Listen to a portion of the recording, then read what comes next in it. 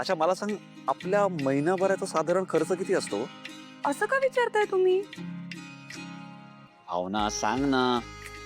अ, अंदाजे 15 ते 20,000 असेल. का? सांगतो सांगतो सगळं सांगतो, घरी आल्यावर सांगतो तुला. अहो,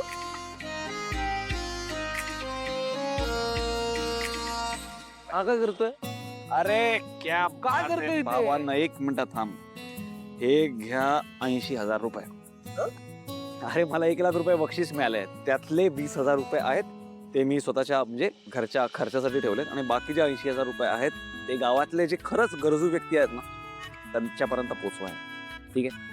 अरे पण सध्या तुला पैशांची जास्त गरज आहे ना, मग तुलाच ठेव ना. तुझ्याकडेच ठेवते नको. ऐक ना ऐक ना ऐक ना ऐक ना ऐक ना, मला जितके पैसे हवेत ना तितके मी ठेवले तर. आणि तसंही थंडीचे दिवस आहेत, तर कोणाला पांघरुण किंवा लाकूड फाटा हवा असेल तर त्यांच्यापर्यंत हे सगळं पोचव. अरे घे.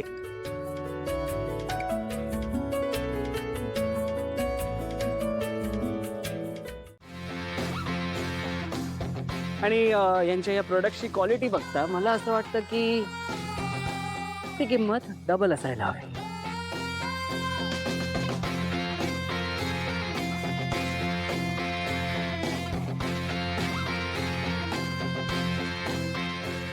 येस, डबल असायलाच हवी. एक काम करा, मला 100 रुपये किलो प्रमाणे प्रत्येक पीठ 20-20 किलोच्या प्रमाणे पॅक करून द्या. Yes. 20 किलो? आई, अगं बाई,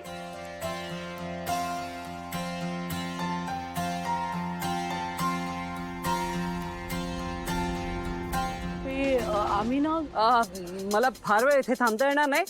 एक काम करा, 100 रुपये किलो रेट प्रमाणे मला 20-20 किलोचे पॅकेट ना माझ्या घरी पाठवून द्या. येस.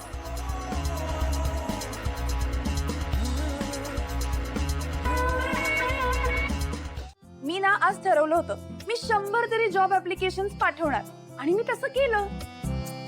आणि गंमत माहितीये, त्यातल्या एका कंपनीने माझं ऍप्लिकेशन ऍक्सेप्ट केलंय. हो, काय सांगतेस? पण जॉब कुठला आहे? आता फक्त डाटा एंट्री करायचा जॉब आहे. पण ठीक आहे ना, ते मला 15,000 रुपये देत आहेत.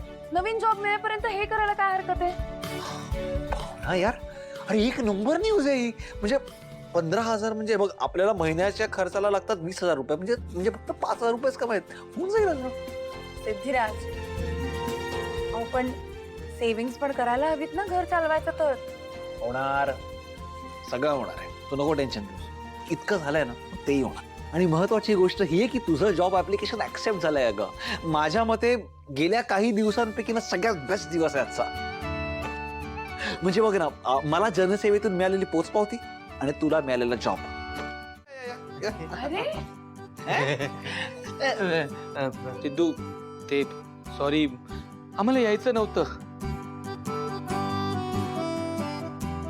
मी हिमेशला पण सांगितलं की असं कसं वाटतं अवेळी न कळवता सिद्धूच्या घरी यायचं.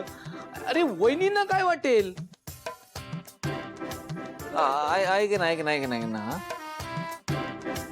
फालतू बंकस करू नकोस.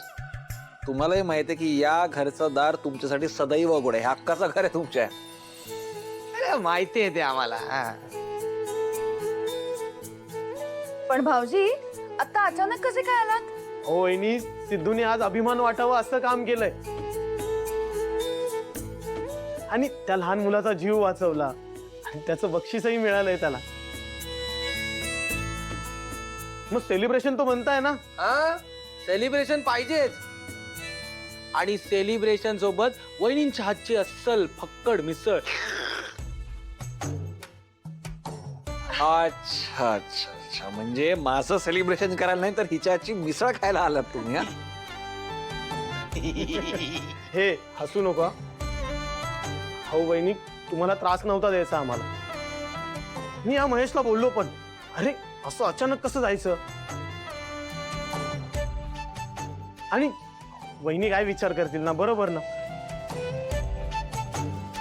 मग असं मोकळ्या हाताने नको यायला, म्हणून हे मिसळची तयारी करूनच आलं. अहो भाऊजी, तुम्ही मला कधीही सांगू शकता, त्यात काय एवढं. मी पटकन बनवते मिसळ. ऐक आहे भानू, मी काहीतरी मदत करतो. नको, अगं कांदा वगैरे तरी काप. काही गरज नाहीये. अगं. तुम्ही तुमच्या मित्रांबरोबर गप्पा मारत बसा, मी आले. धन्यवाद वहिनी, धन्यवाद.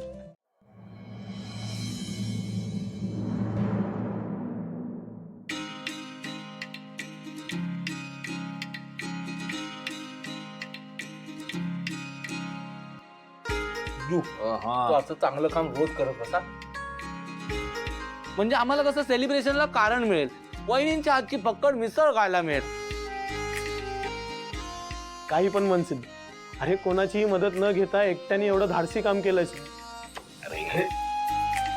अरे पुढचा मागचा विचार न करता, वेळ न घालवता त्या लहान मुलाचा जीव वाचवलास. वहिनी आता पुढच्या वेळेला ना याला ओरडत जा.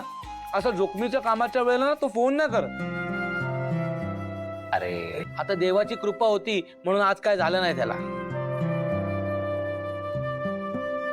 भाऊजी, तुमच्यासारख्या मित्रांच्या पाठबळामुळेच तर सिद्धिराज इतकी जनसेवा करू शकतात. वहिनी बस झाला. थँक्यू. नाही नको नको. अरे नको. अरे बाबा नको. अरे ऐका ना वहिनी, अहो मन भरलं नाहीये पण पोट भरलंय भाई. हो, पण मी एवढी मिसळ केली आहे, ती कोण संपवणार? नाही मी डब्यातून घेऊन जाणार आहे ती. वा घरी? हा बरं, चालेल. काय अरे काय झालं